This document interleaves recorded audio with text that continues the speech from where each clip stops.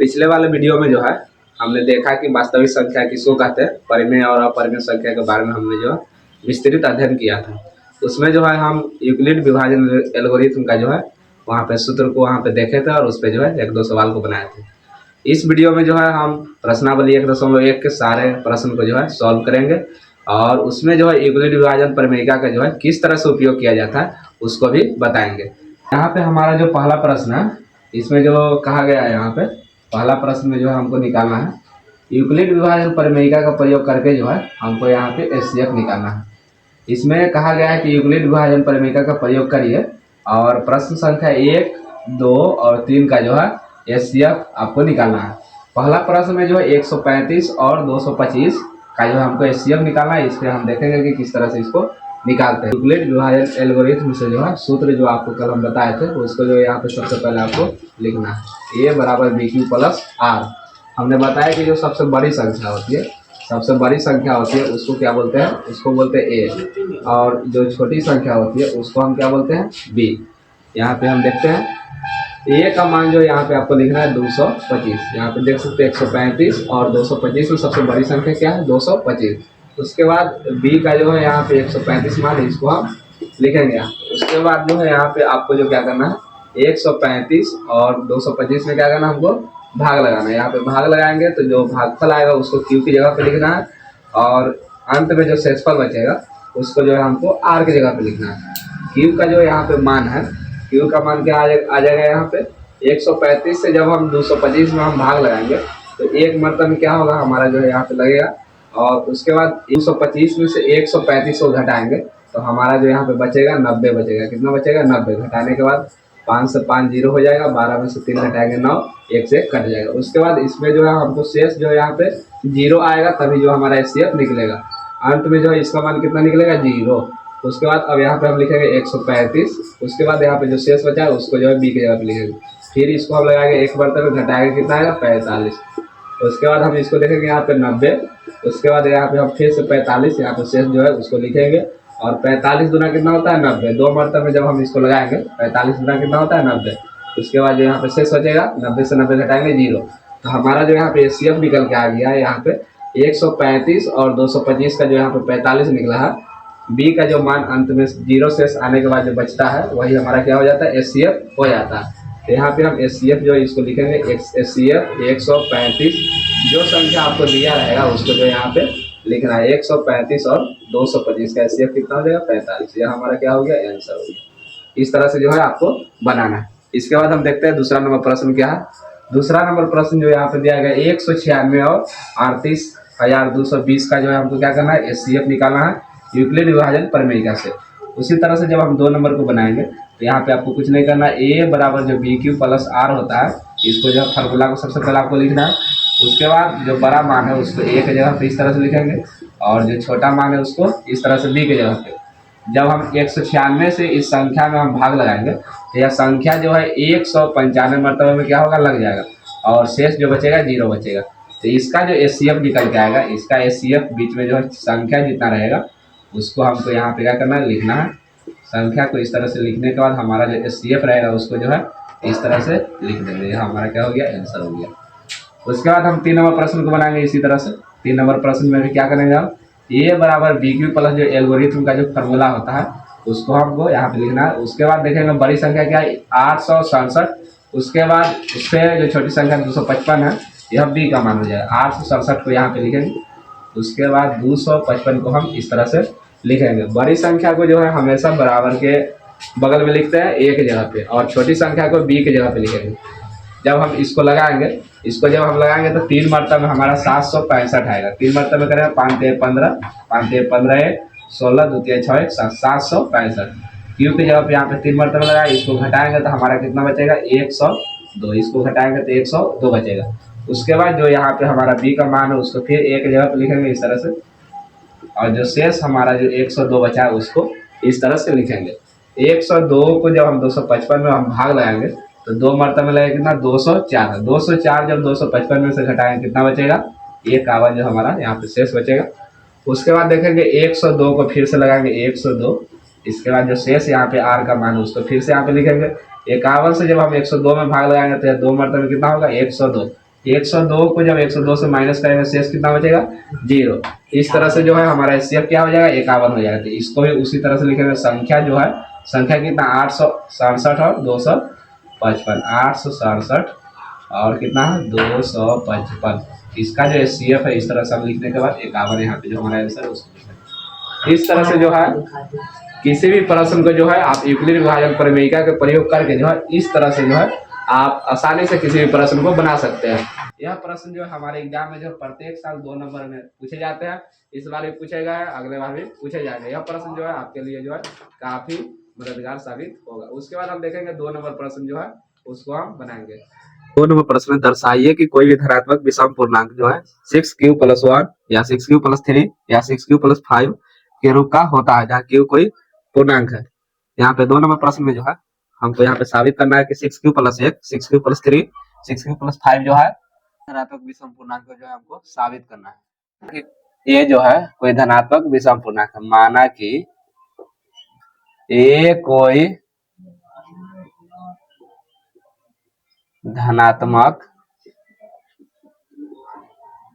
विषम पूर्णांक है। उसके बाद यहाँ पे b कोई पूर्णांक है। यह जो आपको प्रश्न में दिया गया है इसको इस तरह से लिख देना है। उसके बाद जो हमको प्रश्न में दिया गया है, प्रश्न से जो हमको दिया गया है उसको लिखना है। b का मान जो है प्रश्न में दिया गया है 6। यहाँ पे जो प्रश्न में दिया गया है 6q+1, यहाँ पे जो q के बगल में रहता है उसको हम क्या बोलते हैं b बोलते हैं। यूक्लिड विभाजन प्रमेयिका में क्या होता है, यूक्लिड विभाजन प्रमेयिका से इसमें क्या होता है a बराबर bq+r होता है। q के बगल में जो रहता है उसको क्या बोलते हैं b बोलते हैं। तो b का मान यहाँ से हम ले लेंगे 6।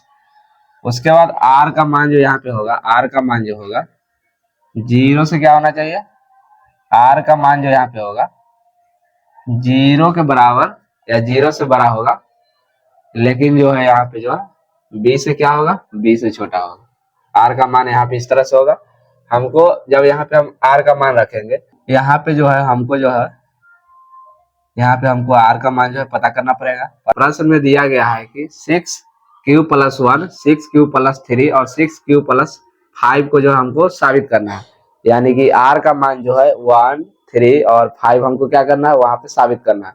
तो r का मान जो है हम 5 तक लेंगे। तो r का मान हम क्या लिखेंगे, r बराबर जो हो जाएगा, r बराबर क्या हो जाएगा 0 1 2 3 4 5 6 इस तरह से बहुत हो जाएगा etc। लेकिन हमको जो प्रश्न में जो हमको सिद्ध करना है, 1 सिद्ध करना है, 3 सिद्ध करना है और 5 सिद्ध करना है। तो इसी को जो है हम अपने प्रश्न के अनुसार जो है हम यूक्लिड विभाजन प्रमेयिका में रख के और साबित करेंगे कि हमारा कोई भी धनात्मक विषम पूर्णांक जो है 6q+1 6q+3 6q+5 के रूप का होता है।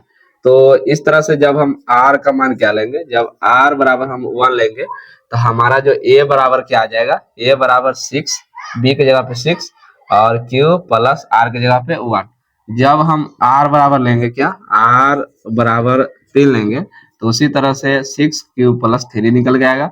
जब हम r बराबर क्या लेंगे 5, r बराबर 5 लेंगे तो a का मान क्या निकला 6q+5 इस तरह से निकलेगा। आप देख सकते हैं हम यहाँ पे कोई भी मान रखेंगे तो उसी रूप में जो है हमारा क्या निकलेगा, यहाँ पे a बराबर निकल के आएगा।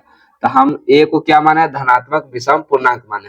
तो ये हमारा यहाँ पे धनात्मक विषम पूर्णांक है और इसी को हमको साबित करना था कि 6q+1 6q+3 और 6q+5 के रूप का होता है। तो कोई भी धनात्मक पूर्णांक जो है किसी भी रूप में रह सकता है। तो इसको हमको जो है अंत में लिखना पड़ेगा क्या, अतः कोई भी धनात्मक विषम पूर्णांक जो है, कोई भी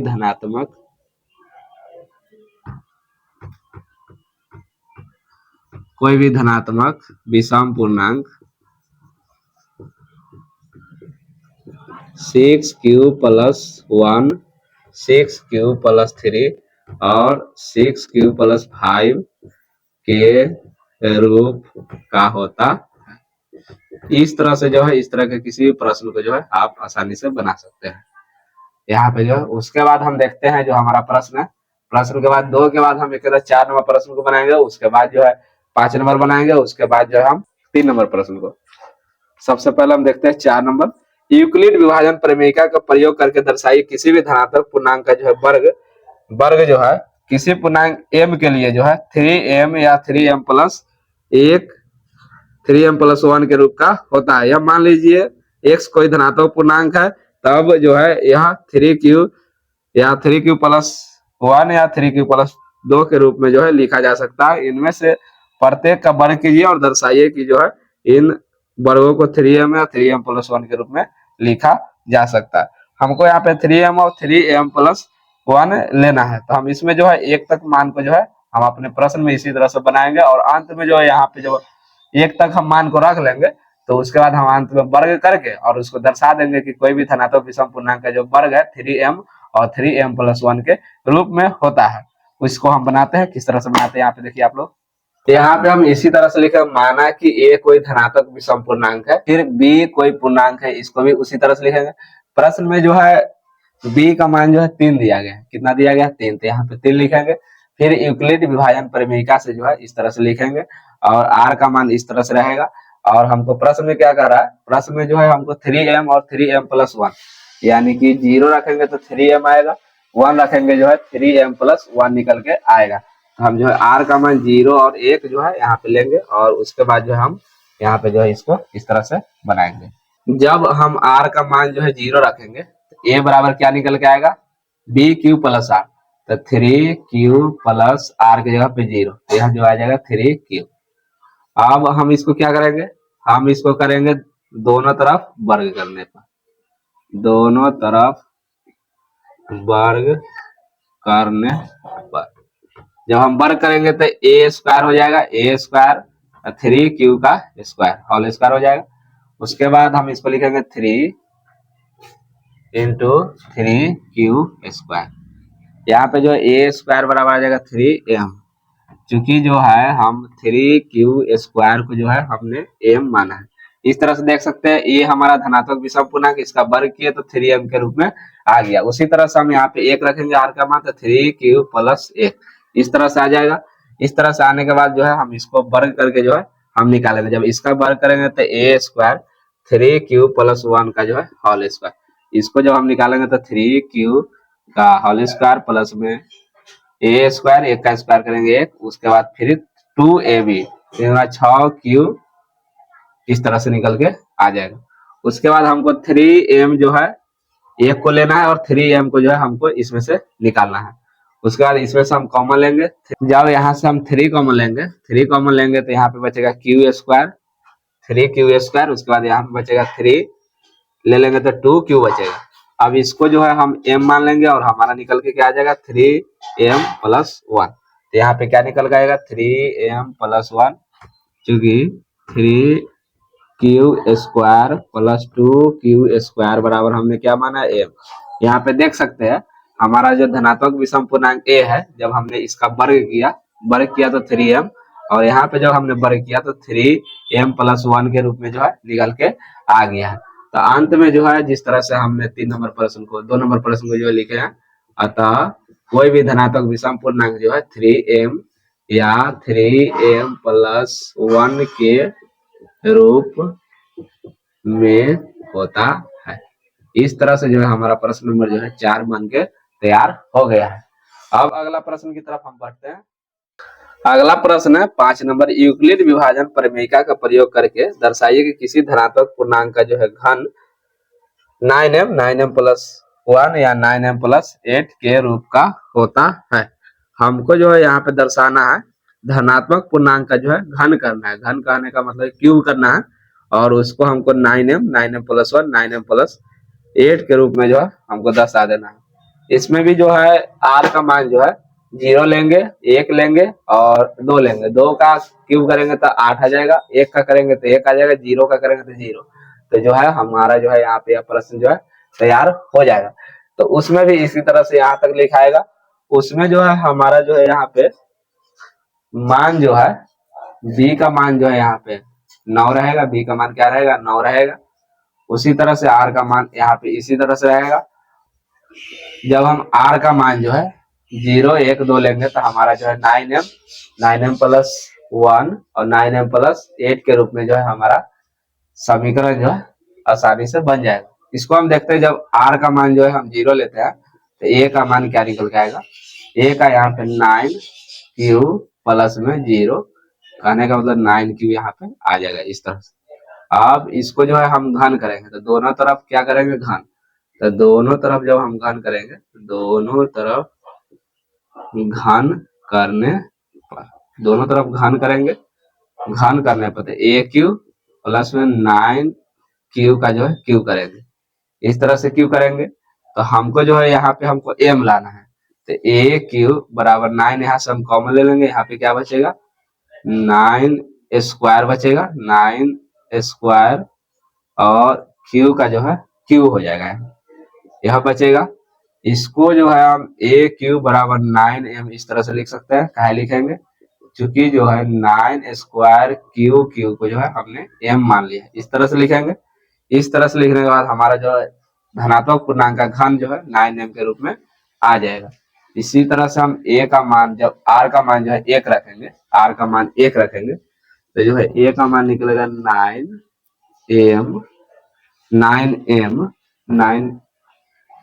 9q प्लस 1 इस तरह से। फिर इसका घन करेंगे तो 9q प्लस 1 का जो है होल क्यू करेंगे। होल क्यू करेंगे तो होल क्यू का जो है फॉर्मूला यहाँ पे लगाएंगे, ए क्यू प्लस में बी क्यू प्लस में 3a स्क्वायर बी प्लस में 3ab स्क्वायर। यह फॉर्मूला पे जो है इसको हम सॉल्व करेंगे, उसके बाद जो है हमारा यहाँ पे निकल के तैयार होगा। तो 9q का करेंगे तो 9q हो जाएगा, यहाँ पे a का क्यू करेंगे 1, एक का जो है 1 रहेगा। उसके बाद करेंगे हम 9q का जो है होल स्क्वायर, 1 से गुना करेंगे उतना ही रहेगा, प्लस में 3 9q 1 से गुना करेंगे इतना ही रहेगा। इसमें से जो है हमको 9q को जो है हमको यहाँ पे कॉमन लेना है। कॉमन लेंगे तो ए क्यू बराबर 9 बाहर निकालेंगे, अंत में जो यहाँ पे 1 रहेगा। जब इसमें से हम 9 ले लेंगे तो 9 का जो है स्क्वायर बचेगा, 9 का स्क्वायर बचेगा 81, 81 9 81 क्यू। उसके बाद यहाँ पे बचेगा 9 लेंगे, यहाँ पे 9 ले लिया है तो यहाँ पे बचेगा 9 27 क्यू, 9 27 क्यू। उसके बाद बचेगा यहाँ पे प्लस में 3q, इस तरह से बच जाएगा। यहाँ पे ए क्यू को जो है हम 9m प्लस 1 इस तरह से लिख सकते हैं, 9m प्लस 1 लिखेंगे इस तरह से। यहाँ लिखेंगे 81q plus 27q plus 3q को जो है हमने m मान लिया इस तरह से। अब उसके बाद हमारे पास जो अंत में बच जाता है, अंत में क्या बच जाता है 2। हमको जो है यहाँ पे 9m प्लस 8 लाना है। उसके लिए जो है हम r का मान क्या लेंगे, r का मान 2 लेंगे। r का मान 2 लेंगे तो a बराबर 9q प्लस 2 बच जाएगा। दोनों तरफ घन करेंगे तो 9q प्लस 2 का जो है इस तरह से q करेंगे। इसको भी इस फॉर्मूला पे aq plus bq plus 3a square b plus में 3ab स्क्वायर के फॉर्मूला पे तोड़ेंगे। यहाँ पे देखेंगे 9q का होल क्यू प्लस में 2 का क्यू करेंगे 8, 3a स्क्वायर b, 3 इंटू में 3 9q का होल स्क्वायर इंटू में 2, उसके बाद प्लस में 3 इंटू 9q इंटू 2 का होल स्क्वायर। इस तरह से इससे जो है हम 9 को क्या करेंगे, कॉमन लेंगे।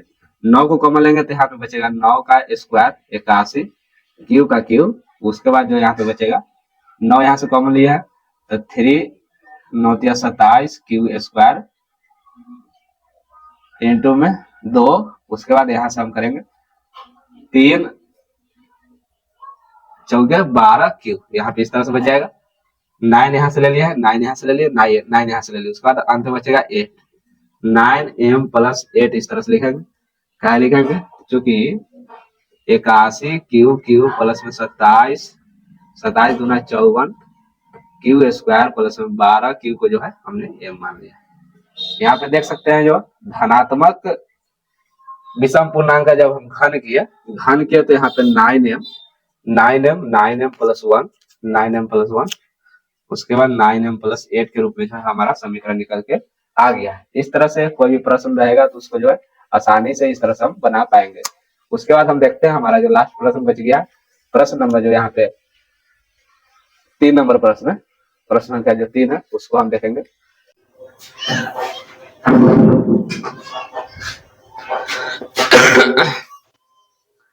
हमारा यहाँ पे 3 नंबर प्रश्न है, किसी परेड में 616 सदस्यों वाली एक सेना आर्मी की टुकड़ी को 32 सदस्यों वालों एक आर्मी बैंड के पीछे मार्च करना है। दोनों समूहों को समान संख्या वाले स्तंभों में मार्च करना है। उन स्तंभों की अधिकतम संख्या क्या है जिसमें वे मार्च कर सकते हैं?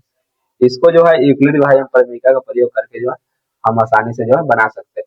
इसमें जो है 616 जो है सदस्यों की एक सेना है, 616 सदस्यों वाली एक सेना है, जिसमें से 32 सदस्य को जो है 32 सदस्य वाली बैंड के पीछे मार्च करवाना है। इसको जो है हमको निकालना है कि इसकी संख्या जो है गुट में कितनी हो सकती है, इसको हमको निकालना है। यहाँ पे जो है 616 है और क्या है 32, 616 और 32 है। इसमें जो है हमको ए का मान जो हो जाएगा सबसे बड़ी संख्या, बी का मान जो हो जाएगा सबसे छोटी संख्या। यहाँ पे जो है यूक्लिड विभाजन परिमेय का हम यहाँ पे प्रयोग करेंगे, ए बराबर बी क्यू प्लस आर, इस तरह से लिखेंगे ए बराबर बी क्यू प्लस आर। ए का मान जो हो जाएगा इस तरह से, उसके बाद 32 का जो है बी की जगह पे लिखेंगे। जब हम इसमें भाग लगाएंगे, इसमें जब हम भाग लगाएंगे, भाग जो हमारा 19 मरतबे में लगेगा, 19 मरतबे में जो है 608 लगेगा। कितना लगेगा 608। इससे जब हम माइनस करेंगे तो हमारा 8 यहाँ पे आर की जगह पे बचेगा। अब इस 32 को फिर यहाँ पे रखेंगे, उसके बाद 8 को यहाँ पे रखेंगे। 32 को जब हम लगाएंगे 8 से तो 4 मरतबे लगे, शेष जो है हमारा 0 बचेगा। तो हमारा जो है इसका जो एचसीएफ निकल के आएगा, एचसीएफ निकल के आएगा 8। हमको जो प्रश्न में पूछ रहा है कि स्तंभों की अधिकतम संख्या निकालना है, तो इसीलिए जो है यहाँ पे स्तंभों की जो अधिकतम संख्या हो जाएगी, स्तंभों की अधिकतम संख्या बराबर 8। इस तरह के प्रश्न को जो है यूक्लिड विभाजन परिमेय का प्रयोग करके आसानी से बना सकते हैं।